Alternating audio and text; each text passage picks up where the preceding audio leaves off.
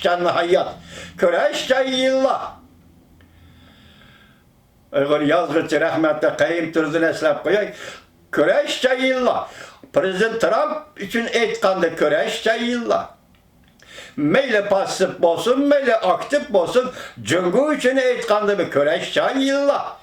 2019 yıl şiddetli devir belgeç. Belki Amerika Cüngü münasebetini hem aydınlaştırdıgan, hem yuşurun taraflarını açıp taşlaydıgan ve rastgele oturgılıp çıkıdıgan burun Amerika Koşmuş Ştatlar Cüngü kandak muamelesi oldu hem de hakikatlerini kandak baykap kaldı. Cüngü'nü kandak düşünüp kaldı.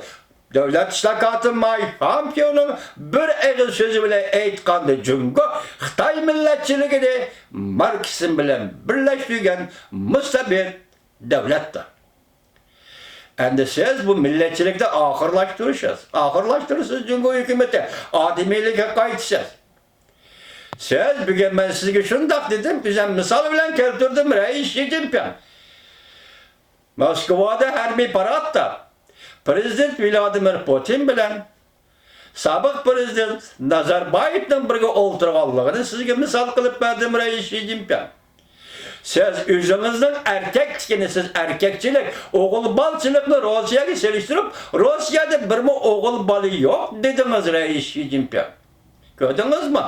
Hazır Prezident Vladimir Putin sabık prezident Nazarbayev'ni yeniği elip oltadı. Kazakistan onun müstemlikçiydi tünügü. Bunu oğulbalçılık deyimiz mi ya ki Reis Xi Jinping? Günahsız bek oğul. Dihan tabiiyet ve dihan turmuşla yaşap kilovatkan 3 milyon Uygur nazarband kılıç. Bu oğulbalçılık mı? Reis Xi Jinping oylap bakın ha.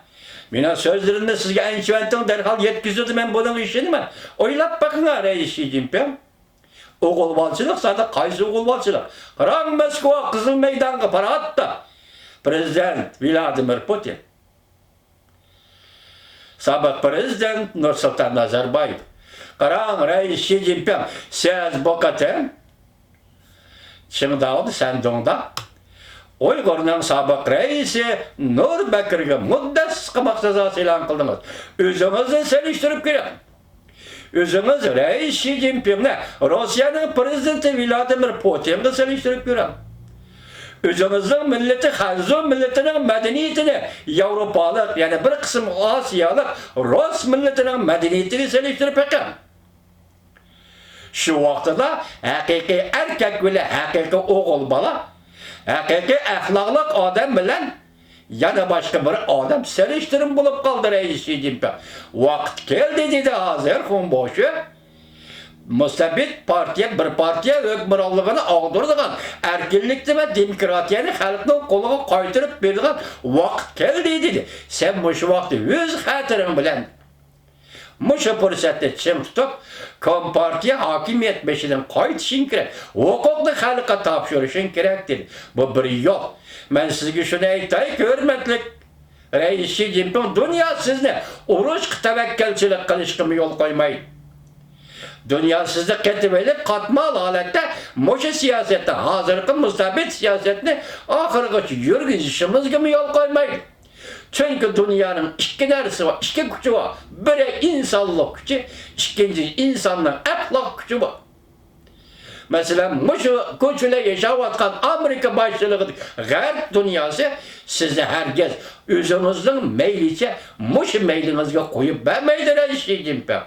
Şuna bir kadın, bir kağa, bir vodu günahsız Uygurlarını 3 milyon Uygur'un nazarband kılıp onu azaplar arttıkça yaş. Oğulbalcılıklı, erkekçilikli, Avrupa Rusyası Prezident Vladimir Putin'den ögenen Reis Xi Jinping.